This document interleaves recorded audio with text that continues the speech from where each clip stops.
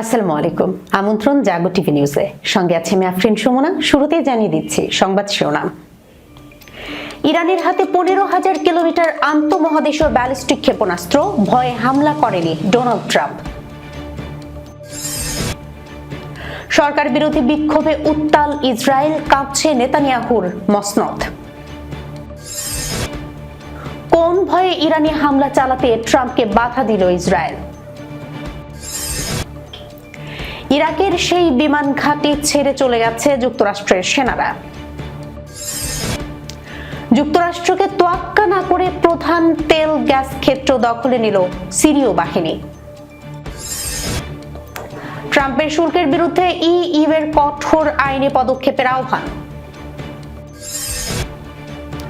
বিশ্বসেরা content ক্রিয়েটরের তালিকায় তারেক রহমান, পেছনে ফেললেন ট্রাম্পকে। দর্শক, শিরোনাম শুনছিলেন, এবার জানিয়ে দিচ্ছি বিস্তারিত। ইরানের হাতে 15,000 কিলোমিটার আন্তঃমহাদেশীয় ব্যালিস্টিক ক্ষেপণাস্ত্র, ভয়ে হামলা করেনি ডোনাল্ড ট্রাম্প। ইরানের হাতে 15,000 কিলোমিটার পাল্লার ব্যালিস্টিক ক্ষেপণাস্ত্র রয়েছে, এমন দাবি ঘিরে মধ্যপ্রাচ্য ও পশ্চিমা নিরাপত্তা মহলে নতুন করে আলোচনা শুরু হয়েছে। ইরানের কয়েকটি রাষ্ট্র ঘনিষ্ঠ বিশ্লেষক ও সাবেক সামরিক কর্মকর্তার বক্তব্য উদ্ধৃত করে দেশটির গণমাধ্যমে বলা হয়েছে, এই সক্ষমতার কারণেই যুক্তরাষ্ট্রের তৎকালীন প্রেসিডেন্ট ডোনাল্ড ট্রাম্প সরাসরি সামরিক হামলা থেকে বিরত ছিলেন। তবে যুক্তরাষ্ট্র বা পশ্চিমা কোনো স্বাধীন প্রতিরক্ষা সংস্থা এখনো 15,000 কিলোমিটার পাল্লার ইরানি ক্ষেপণাস্ত্রের অস্তিত্ব নিশ্চিত করেনি।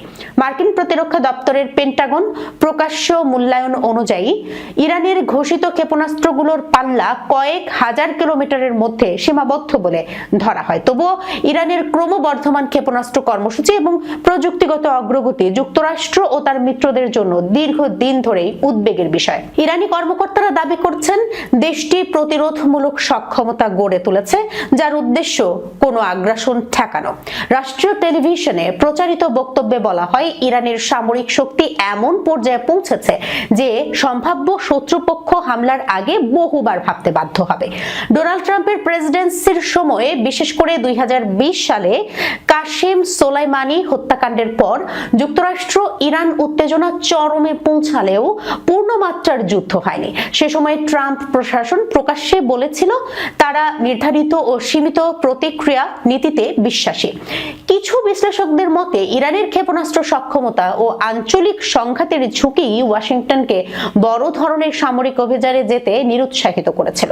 অন্যদিকে নিরাপত্তা বিশ্লেষকরা বলছেন, 15,000 কিলোমিটার পাল্লার ক্ষেপণাস্ত্র থাকলে তা আন্তঃমহাদেশীয় ব্যালিস্টিক ক্ষেপণাস্ত্র ICBM শ্রেণীতে পড়বে, যা প্রযুক্তিগতভাবে অত্যন্ত জটিল এবং সাধারণ পারমাণবিক সক্ষমতার সঙ্গে যুক্ত। ইরান বারবার দাবি করেছে যে তারা পারমাণবিক অস্ত্র তৈরি করছে না। এই প্রেক্ষাপটে বিশেষজ্ঞদের মতে, ইরানের দাবিগুলো কতটা বাস্তব আর কতটা কৌশলগত বার্তা তা স্পষ্ট হতে আরো নির্ভরযোগ্য তথ্য ও আন্তর্জাতিক পর্যবেক্ষণ প্রয়োজন। ততদিন পর্যন্ত এসব বক্তব্যকে রাজনৈতিক ও মনস্তাত্ত্বিক চাপ সৃষ্টির কৌশল হিসেবেও দেখা হচ্ছে। সরকার বিরোধী বিক্ষোভে উত্তাল ইসরায়েল, কাঁপছে নেতানিয়াহুর মসনদ। গাজায় নিহত শেষ জিম্মি রন গিভিলির দেহাবশেষ ফিরিয়ে আনার দাবি জানিয়েছেন ইসরায়েলি বিক্ষোভকারীরা। 2023 সালের 7 অক্টোবরের হামলার পেছনে থাকা ব্যর্থতাগুলো তদন্তে একটি রাষ্ট্রীয় কমিশন গঠনেরও আহ্বান জানিয়েছেন তারা। তেল আবিবের হাবিমা স্কয়ারে অনুষ্ঠিত সাপ্তাহিক মূল সরকার বিরোধী বিক্ষোভে হাজারো মানুষ অংশ নেন বলে হিব্রু গণমাধ্যম ও বিক্ষোভ আয়োজকদের বরাত দিয়ে শনিবার এক প্রতিবেদনে জানিয়েছে টাইমস অফ ইসরায়েল। প্রতিবেদনে বলা হয়, 2023 সালের 7 অক্টোবরের ঘটনা তদন্তে রাষ্ট্রীয় তদন্ত কমিশন গঠনে সরকারের অস্বীকৃতির প্রতিবাদে বিভিন্ন স্লোগান সংবলিত প্ল্যাকার্ড নিয়ে জড়ো হন বিক্ষোভকারীরা। জানা গেছে, রাষ্ট্রীয় তদন্ত কমিশন গঠনের পরিবর্তে ক্ষমতাসীন জোট রাজনৈতিকভাবে নিয়োগপ্রাপ্ত একটি তদন্ত কমিটি গঠনের উদ্যোগ নিচ্ছে। বিক্ষোভকারীরা সরকার সরকারের বিচারিক সংস্কার পরিকল্পনারও বিরোধিতা করেন। আদালতের ক্ষমতা খর্ব করাই এর লক্ষ্য করে অভিযোগ তাদের। এদিকে বিক্ষোভকারীদের উদ্দেশ্যে এদিন ভাষণ দেন সাবেক প্রতিরক্ষা মন্ত্রী ও ইসরায়েলি সেনাবাহিনীর প্রধান মোশে ইয়ালন। তিনি চলতি সপ্তাহে ইরানে সংঘটিত ব্যাপক সরকার বিরোধী বিক্ষোভ দমনে দেশটির কর্তৃত্ববাদী শাসনের সঙ্গে ইসরায়েল সরকারের তুলনা করেন, যেখানে হাজার হাজার মানুষ নিহত হয়েছেন বলে দাবি করা হচ্ছে। ইয়ালনকে উদ্ধৃত করে সংবাদ মাধ্যম ওয়াইনেট বলছে, ইসরায়েলের সামনে কোনো বাহ্যিক অস্তিত্বগত হুমকি নেই, কিন্তু অভ্যন্তরীণ হুমকি আছে।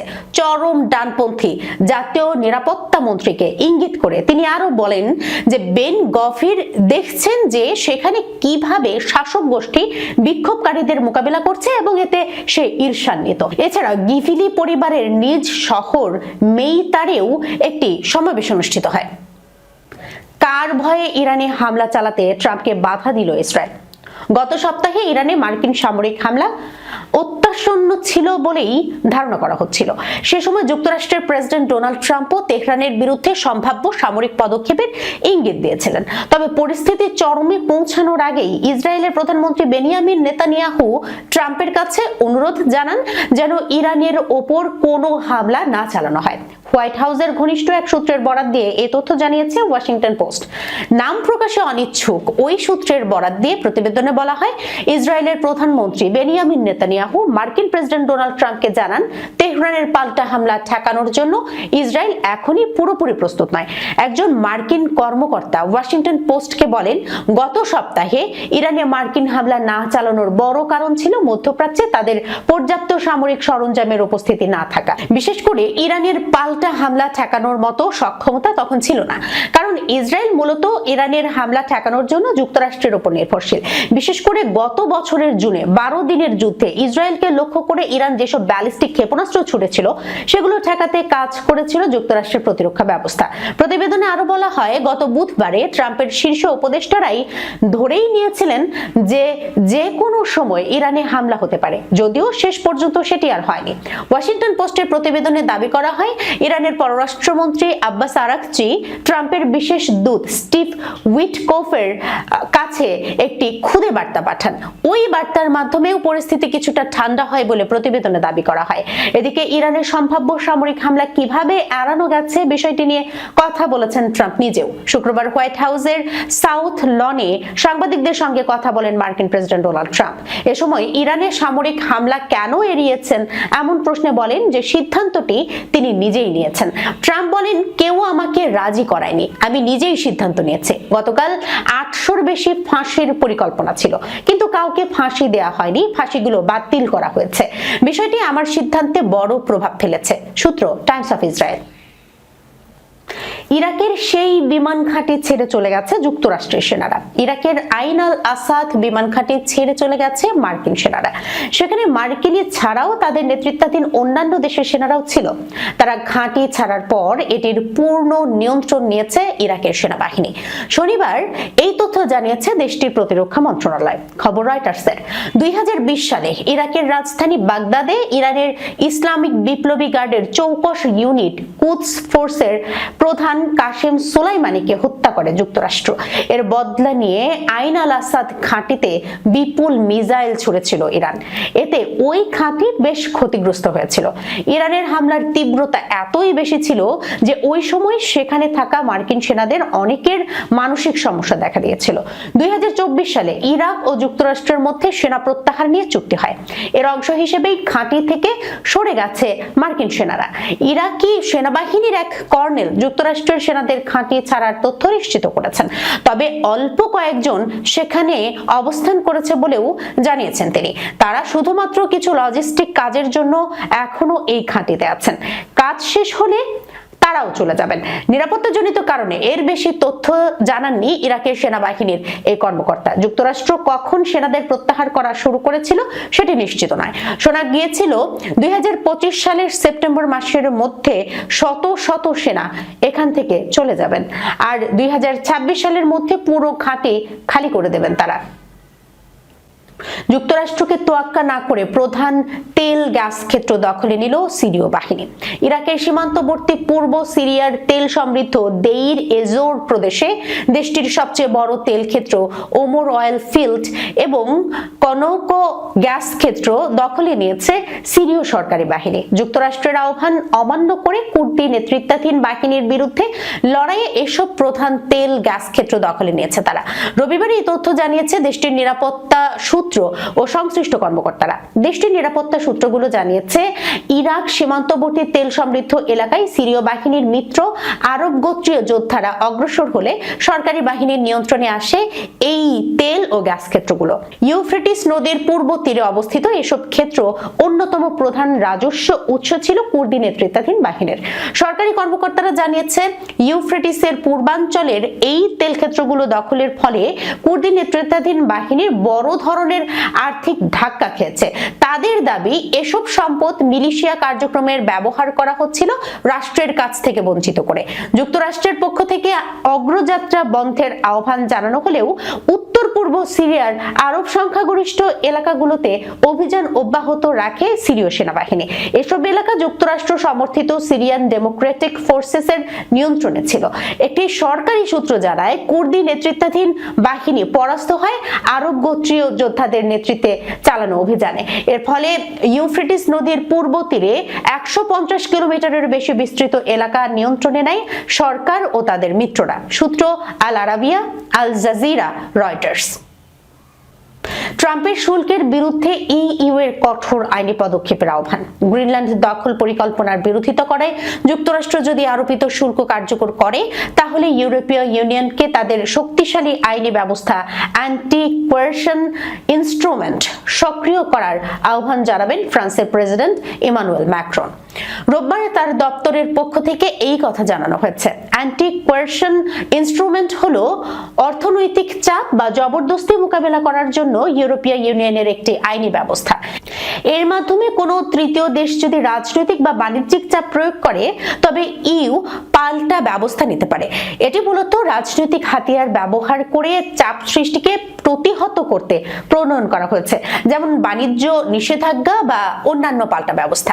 ফরাসি বার্তা সংস্থা এএফপির প্রতিবেদনে বলা হয়েছে ইউরোপীয় ইউনিয়নের এই ব্যবস্থাটি আগে কখনো ব্যবহার করা হয়নি। একে জোটের বাণিজ্যিক বাজুকা হিসেবে আখ্যা দেয়া হয়।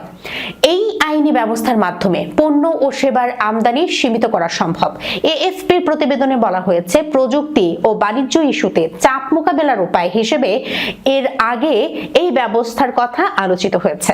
এখন যুক্ত হয়েছে ডেনমার্কের স্বায়ত্তশাসিত অঞ্চল গ্রিনল্যান্ড, যেটি যুক্তরাষ্ট্রের প্রেসিডেন্ট ডোনাল্ড ট্রাম্প অধিগ্রহণ করতে চান।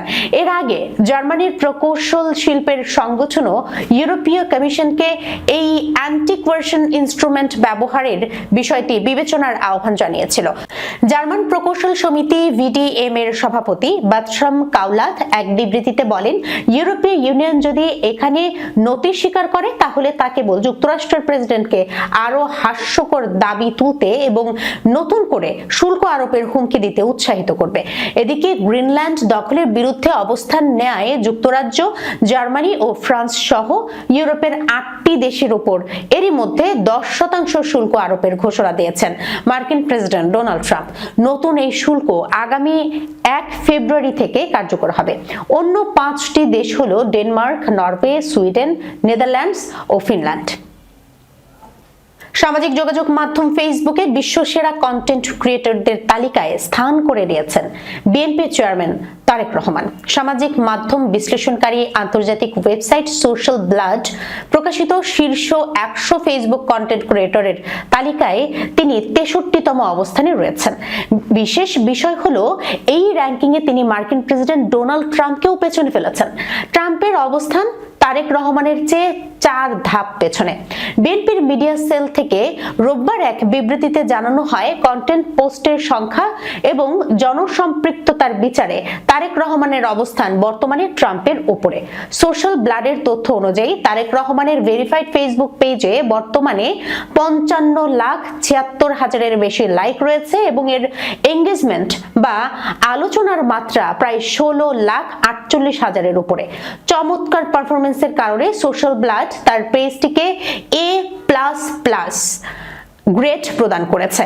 গত 14 দিনে পেজটিতে প্রায় 48,000 নতুন লাইক যুক্ত হয়েছে এবং দৈনিক গড়ে 39,000-এরও বেশি লাইক বাড়ছে। বর্তমানে বিশ্বব্যাপী সক্রিয় ও প্রভাবশালী রাজনৈতিক ফেসবুক পেজগুলোর মধ্যে এটি অন্যতম হিসেবে স্বীকৃত। সোশ্যাল ব্লাডের সংজ্ঞা অনুযায়ী ফেসবুকে যাদের নিয়ে সবচেয়ে বেশি আলোচনা ও কন্টেন্ট শেয়ার করা হয় তাদেরই শীর্ষ ক্রিয়েটরের তালিকায় রাখা হয়। সেই হিসেবে তারেক রহমান বর্তমানে বিশ্বের অন্যতম প্রভাবশালী রাজনৈতিক ব্যক্তিত্ব হিসেবে নিজের অবস্থান জানান দিচ্ছেন। দর্শক, এই ছিল এখনকার মতো জাগো টিভি নিউজে। যাবার আগে সংবাদ শিরোনামগুলো জানিয়ে দেব আরো একবার। ইরানের হাতে 15,000 কিলোমিটার আন্তঃমহাদেশীয় ব্যালিস্টিক ক্ষেপণাস্ত্র, ভয়ে হামলা করেনি ডোনাল্ড ট্রাম্প। সরকার বিরোধী বিক্ষোভে উত্তাল ইসরায়েল, কাঁপছে নেতানিয়াহুর মসনদ। কোন ভয়ে ইরানি হামলা চালাতে ট্রাম্পকে বাধা দিল ইসরায়েল। ইরাকের সেই বিমান ঘাঁটি ছেড়ে চলে গেছে যুক্তরাষ্ট্রের সেনারা। যুক্তরাষ্ট্রকে তোয়াক্কা না করে প্রধান তেল গ্যাস ক্ষেত্র দখলে নিল সিরীয় বাহিনী। ট্রাম্পের শুল্কের বিরুদ্ধে ইইউর কঠোর আইনি পদক্ষেপের আহ্বান। বিশ্বসেরা কন্টেন্ট ক্রিয়েটরের তালিকায় তারেক রহমান, পেছনে ফেললেন ট্রাম্পকে।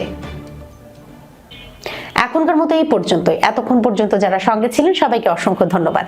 আল্লাহ হাফেজ।